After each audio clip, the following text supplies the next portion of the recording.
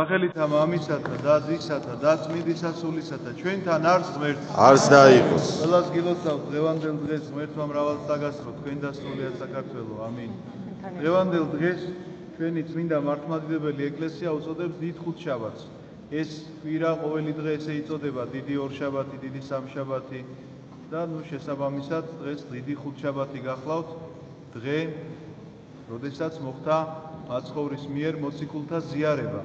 და ეს დღე დაწესდა ამის შემდგომ მოსახსენებელად სწორედ აი ამ ფაქტისა, რომ მაცხოვარმა პირველად აზიარა თავისი მოციქულები. თვითონ ეს ამბავი დღეს სახარებაში ისმენდით, ალბათ ყურადღებით როგორ მოხდა, რომ მათ სერი უნდა მოემზადებინათ. სერი ნიშნავდა იმას, რომ საღამოს სერობა, ვახშამი, დღესასწაულის დღეები იყო, პასექის დღე უახლოვდებოდათ და ისინი შეიკრიბნენ ერთად ერთ მაგიდასთან, სადაც პური და ღვინო უნდა გაეტეხათ, ეს ძველი ებრაული ტრადიცია იყო.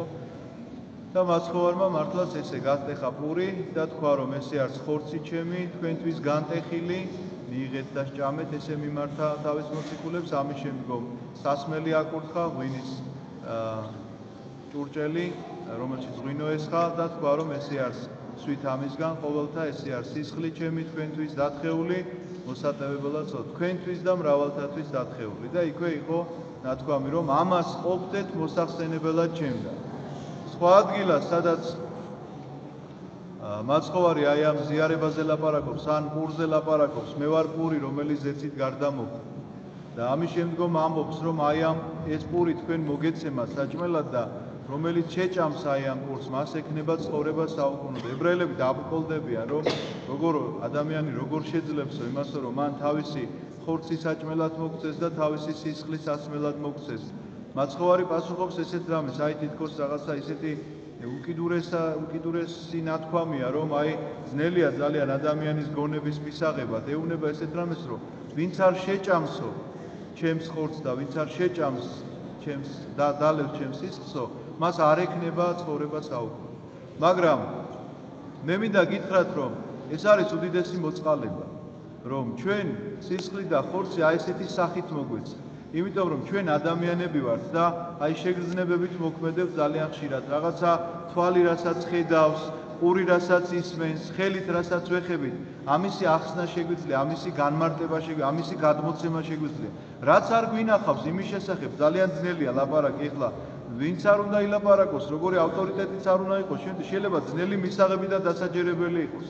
ამიტომ უსხეულო ღმერთმა სხეული შეიმოსა, რომ შენთან შეხებაში ყოფილიყო, რომ შენ საშუალება მოგცემოდა, რომ მას შეხებოდი, იმიტომ რომ შენ რადგანაც აი ამ შეგრძნებებით ხელმძღვანელობ ცხოვრების განმავლობაში, რომ გესმის, ყნოსავ და ეხები თუ ისმენ თუ ხედავ, აქედან გამომდინარე რაღაცა დასკვნებს აკეთებ. ამიტომ კაცთმოყვარე ღმერთმა ნახეთ, არა მხოლოდ ის, რომ მისტიური საიდუმლო აღასრულა ჩვენი გამოხსნისა, რომ ჯვარცმით და ჯოჯოხეთში დასვლით ჯოჯოხეთიდან ამოიყვანა მართალთა სულები, რომელსაც ვერ ვხედავთ და ამის მოყოლა არ შეგვიძლია, არამედ მასთან შეხების საშუალება მოგცა.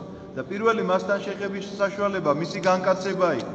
და მისი განკაცების კი არა, ამაღლების შემდგომ უკვე, როდესაც მას სხეულებრივად აღარ შეგიძლია შეეხოთ, თურმე ესე არ არის, სინამდვილეში შენ შეგიძლია მას სხეულებრივადაც შეეხო, იმიტომ რომ ის ხორცს და სისხლს ჭამდე და მე გეტყვით თქვენ, რომ ეს არ არის სიმბოლო.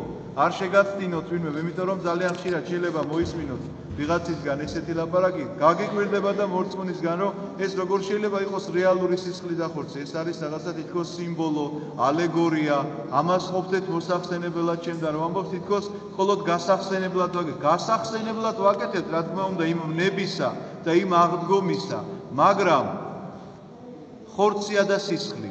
და მოწყალება ღვთისას სწორედ ეს გახლავთ, რომ ეს პურის და ღვინის სახით არის, იმიტომ რომ რეალურად რომ ხორცი და სისხლი იყოს, ამის მიღება ყველას არ შეიძლება, რა თქმა უნდა, იმიტომ რომ ვერ მიიღებს ამას ადამიანი.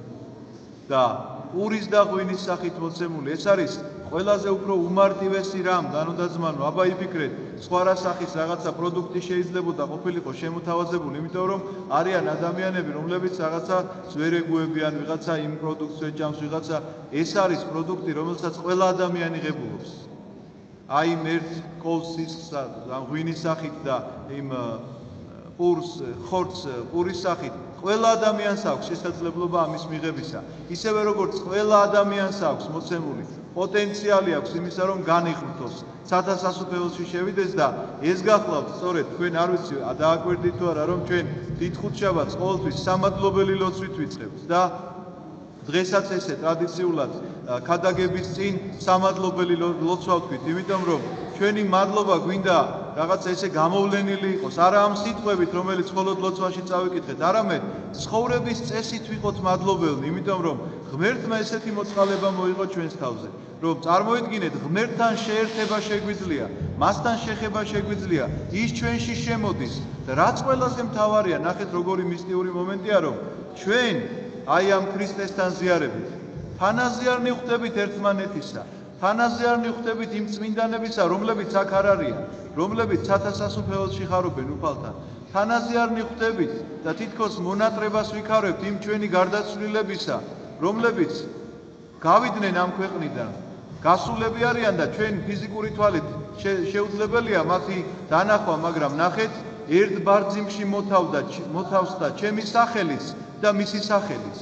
ეს იმას ნიშნავს, რომ ქრისტეს სისხლმა გაგვაერთიანა ყველანი, მეც აქ მყოფიც, ის მიცვალებულიც, რომელიც გარდაცვლილია, ის წმინდანიც, რომელიც სათასასუფეველში ხარობს და რა თავარი აქ რო ვდგავართ ერთმანეთთან, კიდე მეტად უფრო დაგვაახლოვა, იმიტომ რომ ერთმა ბარძიმმა, აი ამ ერთმა ჭურჭელმა შეკვრა და მანძილით და დროით არის ზომება ეს ჭურჭელი, იმიტომ რომ ჭურჭელი, რომელიც ამაღლების ტრაპეზზე ესვენა და ქრისტეს სისხლი ესხა მასში და ჭურჭელი, რომელიც ქვეყნის მეორე უკიდურესობაში შეიძლება იყოს, მაგალითად ამერიკაში და მართლმადიდებლური, ანუ კანონიკური ევქარისტიული კავშირებისთანაც გვაქვს წირვა შესრულდა, იმათთანაც გაგვაერთიანა, ასე რომ მართლმადიდებლობა ამიტომაც არის ერთობის რელიგია.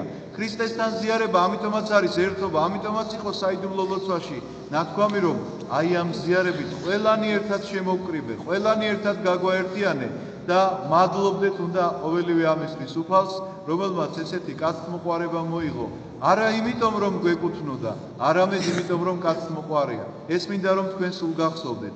ჩვენ ეს ყველაფერი იმიტომ კი არ მოგვეცა, რომ გვეკუთვნის, იმიტომ რომ ღმერთ ძალიან უყვარვართ და ამის სამაგიეროს არაფერს არ ითხოვს, გარდა შენი წესიერი ცხოვრებისა, რომელიც ცხოვრებას შენ მასთან მიგიყვანს, იმიტომ რომ მას აქვს სურვილი, რომ შენ მასთან იყო. და შენი ლოცვის ისაც შინაარსიც ესეთი უნდა იყოს, რასაც არ ლოცულობდა, როგორც არ უნდა ლოცულობდე, შინაგანი განცდა ყოველთვის ამისი უნდა გქონდეს, რომ მე კი არ მეკუთვნის ცხონება, მაგრამ იმდენად დიდი სურვილი მაქვს შენთან ყოფნისა, რომ ღირს მყავს შენი მოწყალებით, რომ დავდგე შენს მარჯვნივ.